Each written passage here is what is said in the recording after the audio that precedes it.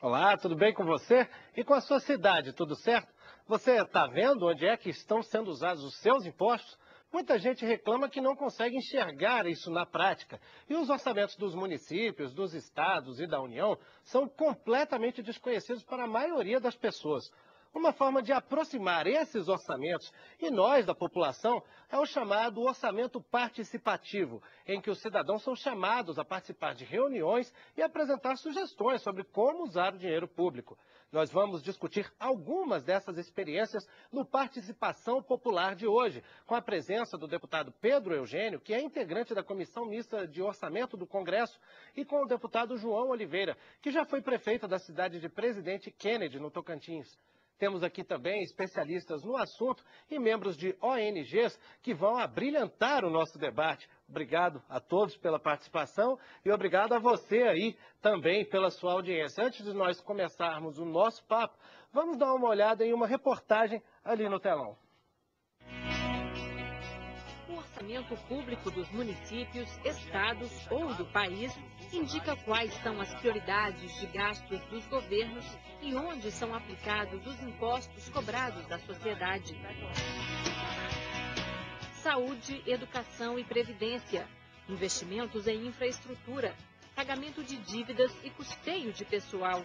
O tema interessa a todos e cada cidadão tem o direito de acompanhar e fiscalizar a correta aplicação dos recursos públicos. De acordo com a legislação brasileira, a elaboração do orçamento é uma atribuição do Poder Executivo, que depois envia o projeto para a análise do Legislativo. Vereadores, deputados e senadores podem fazer sugestões por meio de emendas, que podem ou não ser acolhidas.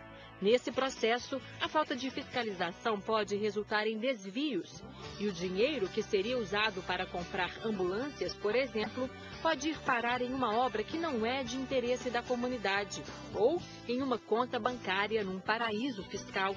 Uma experiência de sucesso em alguns municípios é o orçamento participativo, que dá mais transparência às discussões. Nele, a comunidade decide junto com o governo onde os investimentos vão ser realizados, por meio de debates em bairros, comunidades e entidades.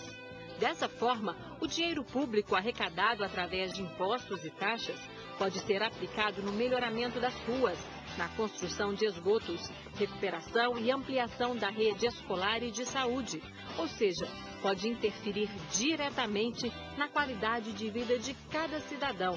Isso é tudo o que a população espera de seus governantes, que o dinheiro arrecadado retorne em forma de benefícios.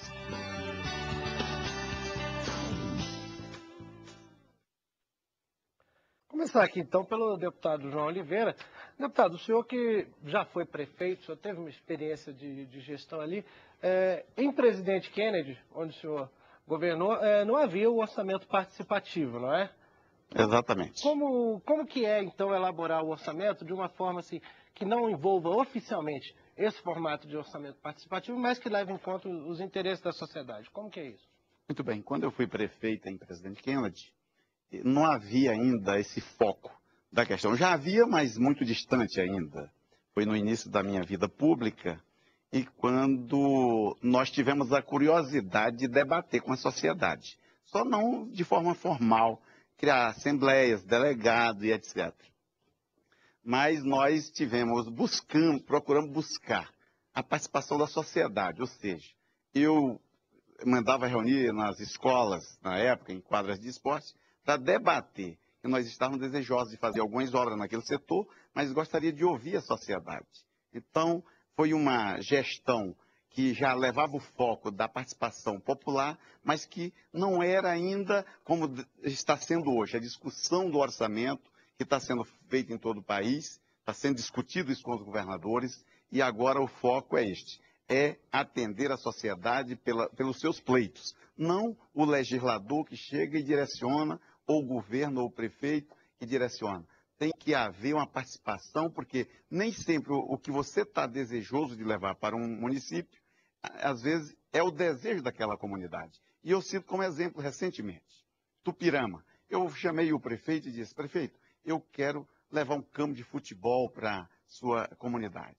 Ele debateu com a sociedade jovem que gosta do esporte, aí lá eles disseram que desejavam ter um ginásio de esporte. Então, eu mandei de acordo o recurso aqui do orçamento da União, de acordo à vontade da comunidade que estavam, a comunidade esportiva da cidade de Tupirama. Hoje, por exemplo, no governo que nós estamos, no governo Lula e nos governos que nós estamos participando, já vê que o foco hoje da sociedade é cobrar dos governantes e nós parlamentares temos uma obrigação de, antes de destinar recursos, discutir com as prefeituras para onde ele está desejando colocar. Aí, normalmente, às vezes, até nós parlamentares, vamos juntos participar dos encontros, das assembleias, para poder dirimir aonde vai se colocar os recursos para atender o anseio da sociedade. Perfeito. Bom, deputado Pedro Eugênio, o senhor é da Comissão Mista do Orçamento agora desse ano. Houve essa discussão, a Comissão Mista esse ano conseguiu fazer o orçamento participativo, como já houve em outros anos? Olha, isso é uma experiência que eu diria que é incipiente aqui na Câmara dos Deputados. Existe uma recomendação, né, que está presente na resolução que regulamenta a questão do orçamento, de que hajam audiências públicas. Não necessariamente elas têm que ocorrer. Então, fica dependendo da iniciativa dos próprios parlamentares, né? Eu, por exemplo, tomei a iniciativa, como sou de Pernambuco, levei para o meu estado, sou coordenador da bancada do meu estado, levei para a Assembleia Legislativa uma reunião de audiência pública. E nessa reunião nós convidamos a sociedade e estimulamos a própria Assembleia que fizesse esse trabalho de divulgar. O que é que a gente vê, né? E eu acho que a gente tem que pensar a coisa criticamente. Porque a ideia é excelente, né? O meu partido, o Partido dos Trabalhadores, ele está aí na raiz, na origem dessa experiência de orçamento participativo. Tem um compromisso histórico com isso, mas isso é um processo que tem que ir sendo aperfeiçoado. Então a gente vê uma audiência só, né, feita na Assembleia Legislativa. Comparecem 10, 15 entidades que opinam a respeito de suas realidades particulares, né?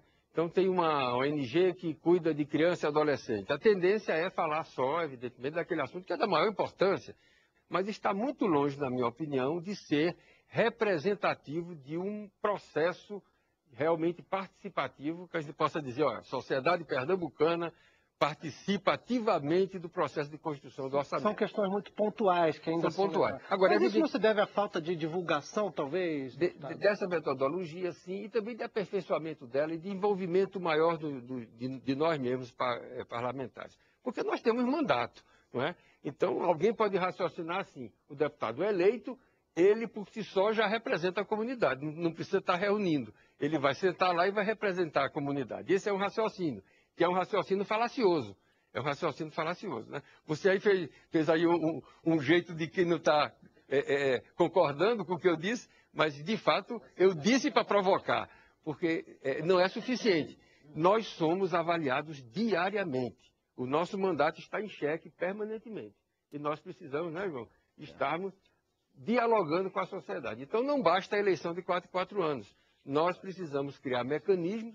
Eu, por exemplo, segui o deputado Vicentinho, que tem uma experiência muito interessante de conselho do mandato, e procurei criar em cada município onde eu sou votado e em cada segmento que eu tenho algum apoio eleitoral e político, núcleos de representantes do meu mandato. E eu reúno esse povo, são 1000 pessoas. Eu reúno em reuniões setoriais e regionais. Então, cada deputado procura construir mecanismos de fazer o seu mandato mais ou menos representativo.